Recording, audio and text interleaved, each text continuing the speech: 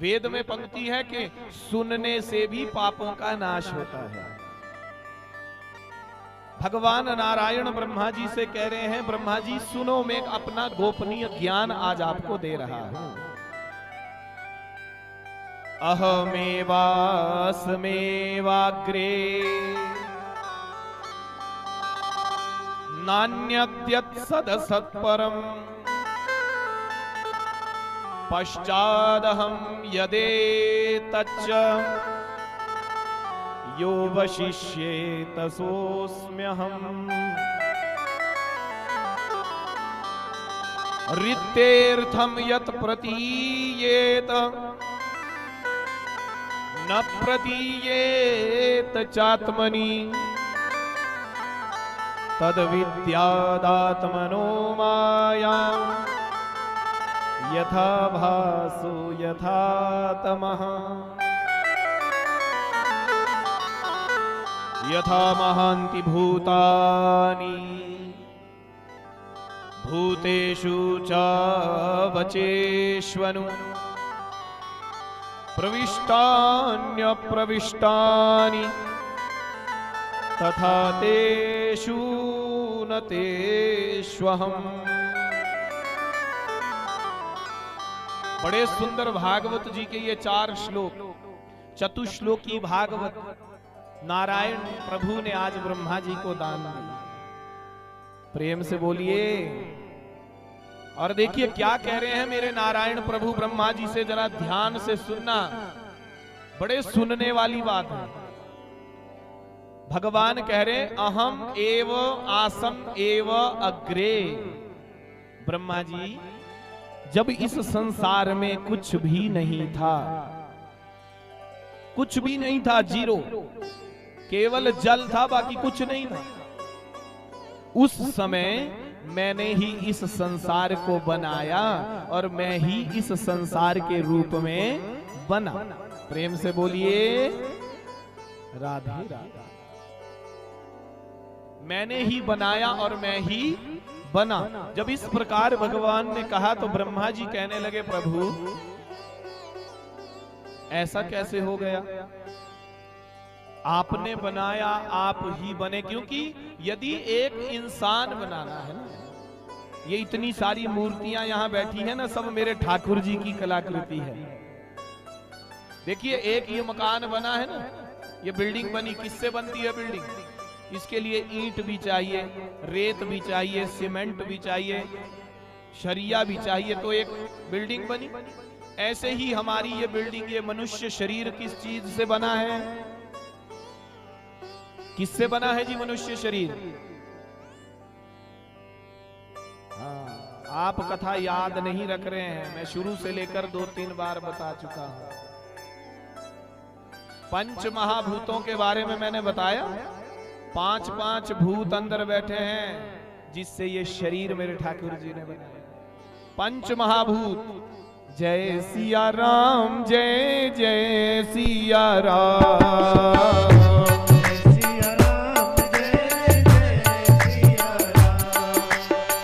क्षिति जल पावक गगन समीरा,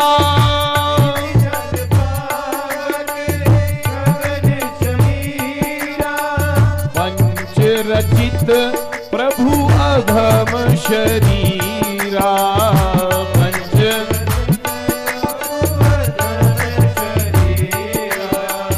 जय सिया राम, जय जय सिया राम, जय सिया राम, जय जय सिया राम। क्षिति जल पावक गगन समीरा, ये 5 तत्व है, पृथ्वी, जल, तेज, वायु और आकाश। इन 5 तत्वों से ये शरीर बना है। ब्रह्मा जी कह रहे महाराज, आप कह रहे मैंने बनाया, मैं ही बना और कुछ भी नहीं था। महाराज जब कुछ नहीं था तो ये मनुष्य शरीर आपने कैसे बना दिया? क्योंकि मटेरियल नहीं था, पृथ्वी नहीं थी, आकाश नहीं था, कैसे मनुष्य शरीर बन गया? तेज नहीं था। भगवान कहते हैं कुछ नहीं था, इसलिए मैं ही बना और मैंने ही बनाया। देखिए एक उदाहरण से आपको समझाता हूं। घड़ा देखा है आप लोगों ने? घड़ा, मिट्टी का घड़ा जो बनता है, किस चीज से बनता है घड़ा? मिट्टी से। लेकिन मिट्टी क्या अपने आप घड़ा बन जाती है? मिट्टी कैसे घड़ा बनेगी? बोले जब कुंभकार होगा, मिट्टी भी चाहिए और कुंभकार भी चाहिए, तब मिट्टी घड़े के रूप में आती है, घड़ा बन जाता है। ऐसे ही सोने के आभूषण बनते हैं, लेकिन सोना अपने आप आभूषण नहीं बन सकता, स्वर्णकार भी चाहिए और सोना भी चाहिए तो सुंदर आभूषण बनते हैं। प्रेम से बोल दीजिए। तो हे प्रभु, आपने बिना इन तत्वों के ये मनुष्य शरीर कैसे बना दिया? तो भगवान कह रहे हैं, बोले मकड़ी देखी आप लोगों ने? मकड़ी देखी है आपने? सभी के घरों में मकड़ी होती है, जो जाला घरों में लगाती है। पर क्या किसी ने ये बात कभी देखा कि मकड़ी उस जाले को लेने के लिए कहीं बाजार गई हो, कभी तलवाड़ा गई हो, या मुकेरियां जाकर के उस जाले को खरीद के लाई, तो आपके घर में वो जाला लगाया? कहां से लेकर आती है मकड़ी उस जाले को? बोले अपने अंदर से प्रकट करती है। उर्ण नाभि कहते हैं मकड़ी को। तो जैसे मकड़ी उस जाले को अपने अंदर से प्रकट करती है ब्रह्मा जी, वैसे ही मैंने इस संसार को अपने अंदर से प्रकट किया है। प्रेम से बोल दीजिए। तो सोचने वाली बात है। भगवान कह रहे हैं मैंने बनाया और मैं ही बना। तो अब कौन मुझ में है और कौन तुझ में है? ये सब जितनी मूर्तियां यहां बैठी, सब भगवान के द्वारा बनाई। सबके अंदर वो बैठा हुआ, स्वयं कह रहे भगवान, मैंने बनाया मैं ही बना। और हम लोग क्या करते हैं महाराज? एक दूसरे से ईर्ष्या करते हैं, एक दूसरे से छल करते हैं, लड़ाई झगड़ा करते हैं। तो अब किससे लड़ रहे हो? जो अपने अंदर है, आपके अंदर, वो दूसरे के अंदर भी है। तो लड़ाई किससे हो रही है? उस ठाकुर जी से, और किससे? इसीलिए कहते हैं जो तत्ववेता, जो ज्ञानी पुरुष होते हैं ना, वो प्रत्येक जीव के अंदर मेरे सीताराम, मेरे ठाकुर जी के दर्शन करते हैं। जय सिया राम, जय जय सिया राम, जय सिया राम, जय जय सिया राम। सिया राम माया सब जग जानी, सिया राम माया सब जग जानी। करहूं प्रणाम जोरी जुग पानी, करहूं प्रणाम जोरी जुग पानी।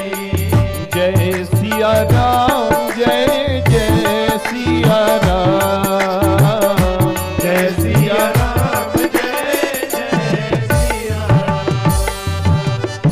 सिया राम मय सब जग जानी, करहूं प्रणाम जोड़ी जुग। क्योंकि जब भगवान ने स्वयं कहा कि मैंने बनाया मैं बना, तो सबके अंदर समान रूप से मेरे ठाकुर जी बैठे हुए हैं। तो के ही सन करन दुराव, फिर लड़ाई झगड़ा किस बात का? ईर्ष्या छल छद्म किस बात का? समझना है। हो जर्रे जर्रे में है झांकी भगवान की, पर किसी सूझ वाली आंख ने पहचान की। नामदेव ने बनाई। नामदेव जी का यदि आपने नाम सुना, बहुत उच्च कोटि के संत हुए। नामदेव भगवान से बात करते थे। नामदेव ने बनाई, रोटी कुत्ते ने उठाई। वो पीछे घी का कटोरा लिए दौड़े रे। रोटी बना रहे थे, बनाकर एक तरफ रखी, कुत्ता आया, रोटी उठा करके भाग रहा है। नामदेव ने बनाई, रोटी कुत्ते ने उठाई, पीछे घी का कटोरा लिए दौड़े रे। प्रभु सूखी मत खाओ, थोड़ा घी भी लेते जाओ। प्रभु ने सूरत बनाई है श्वान की, जर्रे जर्रे में है झांकी भगवान की। किसी सूझ वाली आंख ने पहचान, पर बात समझने की पहचानने की है। आज हम द्वेष कर रहे हैं, लड़ झगड़ करके पूरा जीवन जो है, भाई भाई के घर नहीं जा रहा, पड़ोसी पड़ोसी के घर नहीं जाना चाहता। लेकिन ये नहीं समझ रहे हैं कि भगवान यहाँ स्पष्ट कह रहे हैं, मैंने बनाया और मैं ही बना हूं, तो कौन तुझ में और कौन मुझ में। वो समान रूप से सबके अंदर बैठा हुआ है।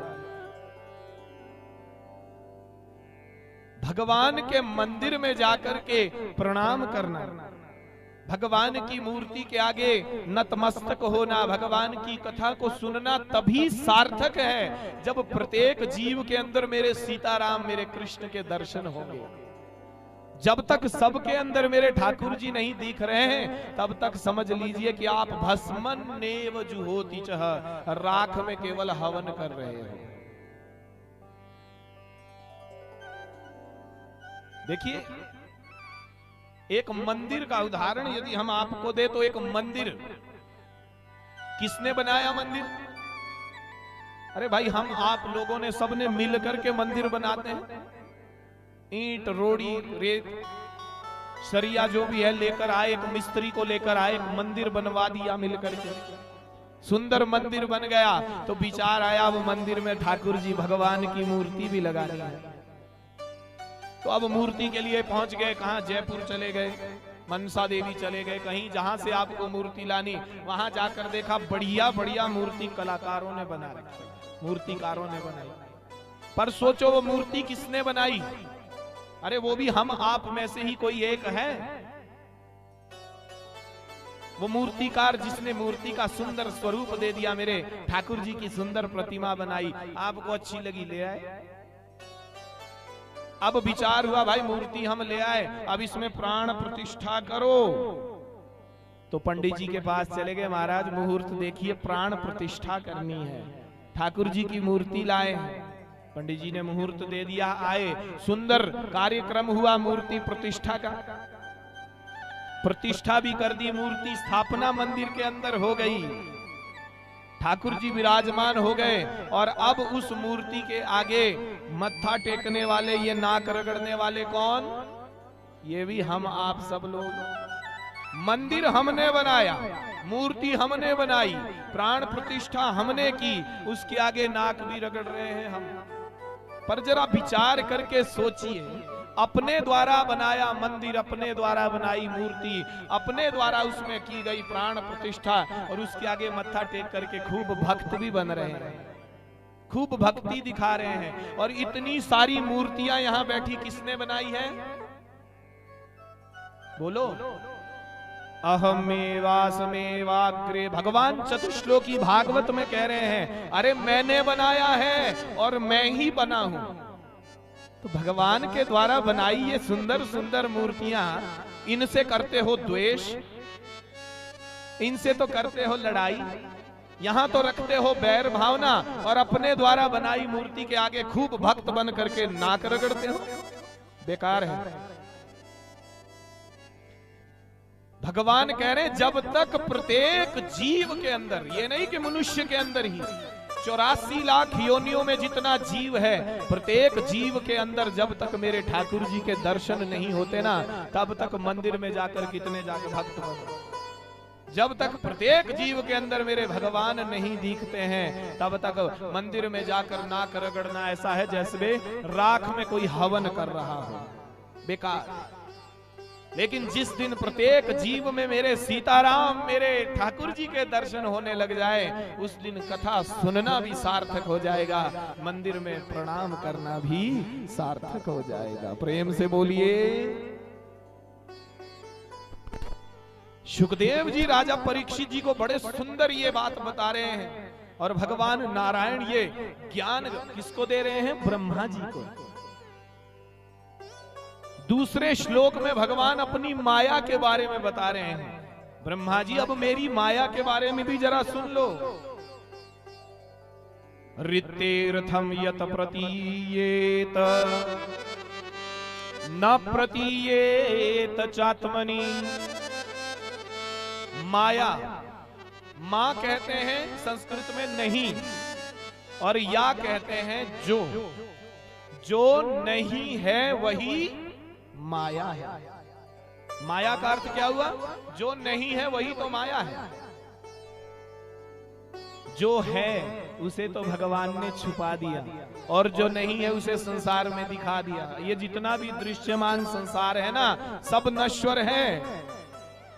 मेरा बेटा, अरे मेरी बेटी, मेरी पत्नी, मेरा मकान, मेरी दुकान, मेरी गाड़ी, मेरा बंगला, मेरा बिजनेस, ये सब क्या है? ये नश्वर है, समाप्त तो होने वाला है। लेकिन ये सब हमें अपना लग रहा है, यही हमें अपना दिख रहा है इस संसार में। और जो अपना है वो मेरे ठाकुर जी। श्रुति स्मृतियां बारंबार कह रही है, हरि व्यापक सर्वत्र समाना। वो भगवान प्रत्येक कण में समान रूप से बैठा है, पर किसी को दिख रहा है क्या?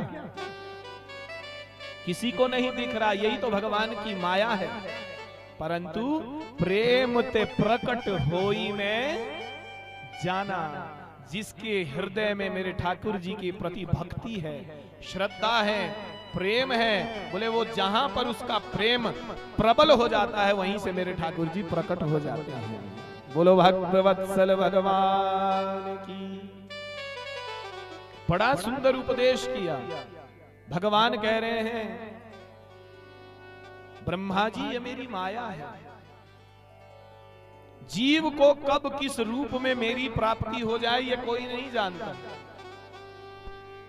किसको कब भगवान किस रूप में मिले इसका कोई पता नहीं, किसी को कोई पता नहीं है। लेकिन हमें प्रयास तो करना चाहिए। आप केवल पंक्ति में खड़े रहो, लाइन में लगे रहो, अरे कभी ना कभी तो नंबर आएगा ना। कहीं पे बड़ी लंबी लाइन लगी हो, धीरे धीरे आगे से लाइन हटती रहती है, पीछे वाले लोग आते रहते हैं, तो पीछे वाले को ये आस होती है कि मेरा नंबर भी दर्शन का आएगा। तो इस आस से वो जैसे पंक्ति में खड़ा है, ऐसे ही हमें भी भगवान का ध्यान और भजन करते हुए बस पंक्ति में खड़े रहना है, भगवान के भजन में लगे रहना है। न जाने कब किस रूप में मेरे ठाकुर जी की कृपा हो जाए, न जाने कौन से गुण पर दया निधि रीझ जाता है, कौन से गुण पर मेरे ठाकुर जी प्रसन्न हो जाएं, कब कृपा करें, इसे कोई नहीं समझ सकता है। तो भगवान से जो प्रेम, जो ये लड़ी हमारी जुड़ी हुई है, बस एक प्रार्थना करनी कि ये अब जुड़ी रहे, ये प्रेम हमारा भगवान से बना रहे। शरीर इस जीवन से कथा ना छूटे, इस जीवन से भगवत प्रेम ना छूटे, इस जीवन से गुरु का आशीर्वाद ना छूटे। यही प्रार्थना करते हुए जीव को इस संसार में अपना जीवन यापन करना चाहिए। तो जरा प्रेम से बोल दीजिए, दोनों हाथ उठा करके बोलिए। तो इसी भाव से एक हाजरी मेरे ठाकुर जी के श्री चरणों में सभी बड़े भाव से तालियों की सेवा करते हुए लगाएंगे और क्या कहेंगे? हुण ना तोड़ी श्यामा वे मेरी प्रेम वाली डोर, हुण ना